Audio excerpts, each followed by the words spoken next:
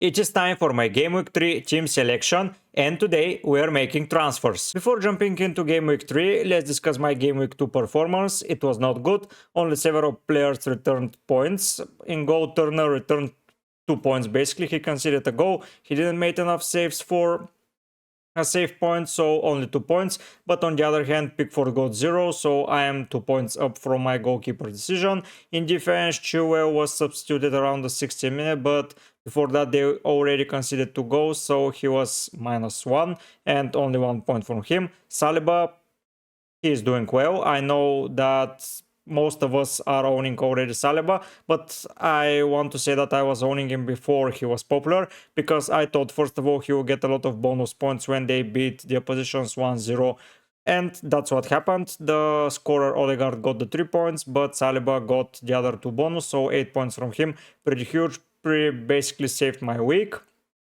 to be even more awful. But the main highlight here is Stupinian, 11 points, a pretty good game from Stupinian, a goal, an assist, yellow card and clean sheet were wiped, but 1 bonus point from him. Pretty solid player. I'm not taking him away at any point, even if the fixtures turn for the worse from Brighton at some point. I'm keeping Stupinian as my Brighton player because he is doing really well right now. On my bench, Henry 5-pointer, so if I went for him instead of Chilwell, I would have been better, but let's be honest, I was never picking anyone before Chilwell because Chilwell against Liverpool was playing so good, and I believe that he will be playing even better against other oppositions. In midfield, I had a pretty rough patch of points, except the highlight of my week, Diogo Jota. Diogo Jota scored a goal, made an assist, got the whole 3 bonus points. Everything was perfect for him. He lost the clean sheet, but it doesn't matter. 12 points from him. Did he? So 5, 3, 8. No, he got the 2 bonus. Yeah, maybe 2 bonus from him, but it's more than enough, let's be honest. Yeah, Neto got the bonus there in that game. 12-pointer. If he was my captain, I would have been even better, but it was a risky pick, especially when Liverpool went with down 10 men. It was risky. The other guys, pretty disappointing, especially the Manchester United boys. They are not delivering at all, and I'm a little bit worried, but I will keep believing in them because in Game Week 3 they are having a pretty good fixture, and I believe it will turn for the better at some point for them, and I'm in no rush to make a Manchester United move. Martinelli and Saka. Martinelli did alright, I believe, but he is playing a little bit wider. I need to see how he's playing when Zinchenko is on the field, so then I will make the decision how wide he is going to be, because when Zinchenko is on the field, Martinelli tends to attack way more, so we have to monitor that. Zinchenko now being fully fit and most probably will start against Fulham, and then I will make a decision if I'm going to transfer out Martinelli.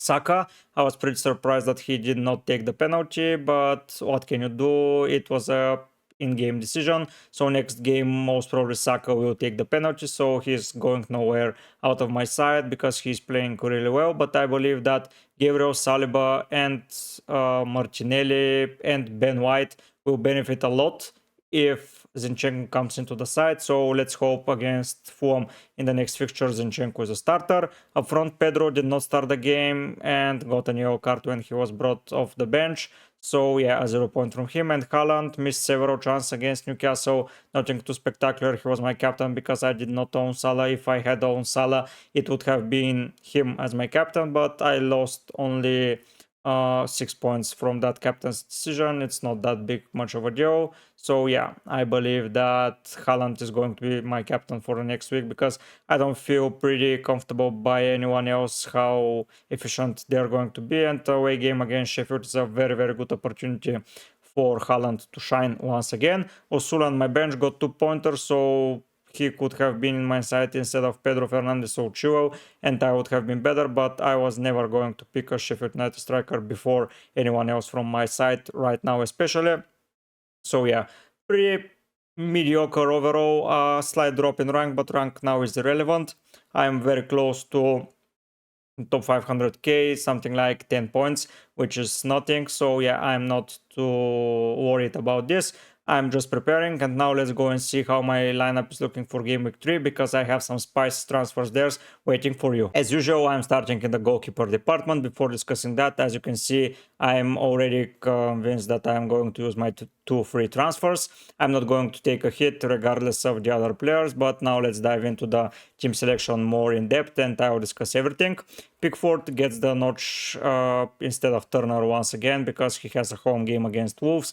Wolves are playing pretty attackingly. I am very surprised to see that, but it's a far better fixture than Nottingham's fixture against United away. So yeah, I'm believing in Pickford in a hope of him to bring a clean sheet or at least a save point this time, because I was pretty disappointed in Gameweek 2 with his performance. I hope he improves. I did not get hurt by that performance in Gameweek 2, but if this repeats in Gameweek 3, I'm in big trouble. Turner, yeah, he did alright against Sheffield. They scored a wonder goal, but I'm not giving him the starting position in a away fixture at Old Trafford after Manchester United had lost. So yeah, I'm not believing in Turner that turn, but Pickford gets a notch and goal. I'm not going to make a goalkeeper transfer for now because I don't want to waste it there. I believe there are more players to attack. Now let's go and see if there are any changes in defense. As expected, I'm not making any changes in defense. A lot of players are trying to get to that defense specifically, so I'm not going to waste any minute thinking about it and trying to substitute some of them. Chilwell, home game against Luton, I believe after their loss to West Ham United, they will be even more desired to be attacking and to bring in the 3 points because they are only with 1 point still. They are playing well, but they do not have the points to show for that. And their confidence will grow with wins. So I believe Luton with their wing backs is the best time to attack the fixture. And Ben Chilwell on that left side, if it's a wing back versus wing back, is going to be a field day for Chilwell, and I believe a lot of great things are going to happen. Saliba keeps his place. I believe that Fulham are one of the worst sides right now. They got a lucky win against Everton. They had no chance against Brentford. Even when they were 11 versus 11, they were pretty bad. And I believe Arsenal are just better. I don't see a clean sheet for Arsenal once again because at home they tend to concede one goal here and there, but in attack they do a lot of things. And as I already explained in my review, if Zinchenko comes back into the side, Gabriel is improved, Martinelli will be improved, Ben White will be improved for sure, Saka most probably will be improved. So a lot of improvements on my side are going to happen if Zinchenko comes back into the side. So let's hope that happens. I believe that Saliba, regardless of the formation, is going to get pretty good bonus points.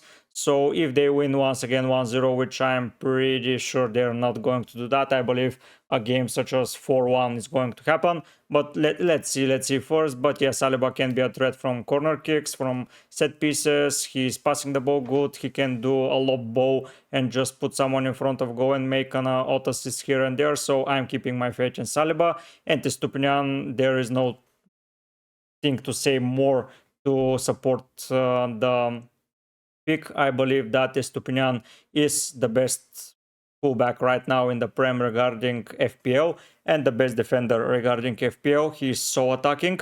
West Ham were having a lot of problems on the wings, so I believe Estupinian can exploit that. I'm afraid that I do not own March or Mitoma because I believe they are going to wreak some havoc, but I have other priorities to add to my side right now. And as you can guess, I'm not getting a Brighton attacker right now, especially before a game against Newcastle, which in my opinion is one of the hardest fixtures in the season. So yeah, Estupinian pretty nailed regardless of the fixtures. He's solid, he's playing well, he's attacking, he scored a goal, he's making assists, he is getting into so many dangerous opportunities. Brighton are getting in so many dangerous opportunities, so I'm not going to consider even benching Estupinian. On my bench are Henry and Kabore. In my opinion, both of them are okay as defenders, but the other 3 guys from my side are better, and I don't like to play with more defenders when I have very good forward line to cover that. Henry against Crystal Palace. Crystal Palace looked okay against Arsenal, and I believe they will look even better against Brentford, but that can be said against Crystal Palace. They did not win. They won comfortably against Sheffield, but against Arsenal was another thing, and now an away game. I believe that is going to be something like a 1-1 draw, and Henry is going to lose the clean sheet, so he's not even considered. And Kabore against Chelsea, I already said that Chelsea are most probably going to destroy Wootton, so yeah, I'm not putting Kabore nowhere near my side. For now, Henry is the first option on the bench. Kabore is second, but that can change as Usua will come. Usua plays Manchester City, and he's not going to score most probably there, but it's far better than to own a defender that, in my opinion, is going to be destroyed by the Chelsea side. Going into midfield, you can see my first transfer of the week. I'm going for Phil Foden. I know he's a risk pick, but against Sheffield and then again against Fulham, I believe that Foden can wreak some havoc, and I believe that he's so attacking that he can get into so many dangerous opportunities that I will be afraid not to go for a second Manchester City attacker. I considered Julian Alvarez as well, but in my opinion, Foden as a midfielder and a place in my side fits better to add Foden. If I had three proper strikers and I was playing 3-4-3, most probably it was going to be Alvarez, but now it's Foden because I like him more. The other option here was Maddison, but I'm not pretty sure about his fitness. Even if he's fit, he may not play the whole game. He has a lot of good potential, but mostly assist potential. I'm not sure about the numbers. I do not care about them. The eye test speaks for itself. Foden is creating so many opportunities. He's getting into dangerous opportunities. He is going to score some goals, and I want to have him for that point total. In my opinion, it is the right week to bring him in, because if you waste another week to not bring him in, I believe that his approach of the games may change. They may buy someone from that midfield spot. A lot of things can happen. Champions League will start, so if you want to gain the most points from Foden, I believe now it's the last moment to buy him. The other four guys are staying in my side. I forgot to mention that Jota is a goner. I'm not very sure of his minutes. Yeah, they most probably will be solid, but I do not want to bet on that because a lot of players are fighting for two positions and I don't want to risk it. As mentioned, the other four players are the same, Rashford and Fernandes against Nottingham Forest. They're staying for sure. Rashford is far better at home. Bruno Fernandes, there isn't a big difference between home and away performance, but I believe that he is a solid player regardless. A penalty is most probably coming to United's way sometime soon, so Fernandes is going to take it. I believe with Mason's Mount injury, Eriksen will join the side, and with Eriksen behind Fernandes, he will occupy more for positions for sure. That's why I'm for sure keeping Bruno Fernandes, because he's going to play as the number 10 and he's going to get in so many better opportunities that he's already been. So I believe if Martial starts playing on that striker position, or maybe Sancho, Rashford will improve his form even more. Martinelli and Saka, for the third time I speak about that, but if Zinchenko comes into the side, Martinelli becomes one of the greatest assets in the game, but if he doesn't, Martinelli is just a wide player that's supporting the striker and the attacking midfielders. Saka, on the other hand, is dangerous regardless of that. Both of them are delivering similar numbers outside of maybe the wonder goal that Saka scored in Game Week 1. Maybe Martinelli is time to score something like that. But yeah, I'm believing in them still. They next week have a game against Manchester United, and I will be pretty comfortable swapping one of them. But if both sides show great things in Game Week 3, I am most probably going to keep them and just bench Saliba for Riku Henry and just enjoy the attacking show of Arsenal and Manchester United. But that's for the Game Week 4 team selection video, not for now. In my opinion, Fulham and Nottingham Forest, especially Fulham, are one of the worst side defensively right now. Nottingham have improved for sure, but I believe against Manchester United at Old Trafford, they will not stand a chance. And we are going finally to see some returns from the Manchester United boys, because they cost a lot compared to the 6.5 midfielders, and Mbeumo and Mitoma are killing it, and I've opted without them, so I'm hurt right now by this. But if Rashford, Fernandes, Martinelli and Saka start returning regular points, a lot of people that do not own two or more of them, I'm going to gain so much rank around them. But let's focus on game weeks one by one. I believe with that attacking lineup, I have 4 wingers from 3 of the best sides and a penalty taker from Manchester United, which speaks a lot. So yeah, I'm just going to stay with that midfield. Spurs asset is a miss here because they have a pretty good fixture run, but without Maddison and without Harry Kane, I don't see them as an attacking options as good as like they're supposed to be. So let's monitor Spurs for several game weeks more because I want to see how they manage to adapt against weaker oppositions as a team. And most probably in game week 4 I can introduce someone from the Spurs midfield because I will have the money to go to basically whoever I want except Son, but Kulusevski, Richarlison and Maddison are good enough to enter my side. So yeah,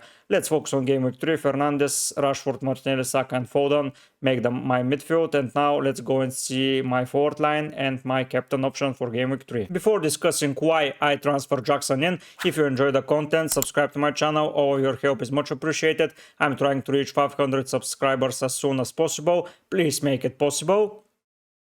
As you can see, Jackson is an addition to my side. Joao Pedro is a goner.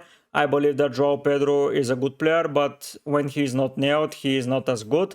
And there are other strikers that are more nailed, like Wissa, Jackson, maybe Isaac even is nailed. Calvert-Lewin, if he is okay, is another nailed striker. And Jackson, in my opinion, is going to have a pretty good fixture run that is going to make him return some points.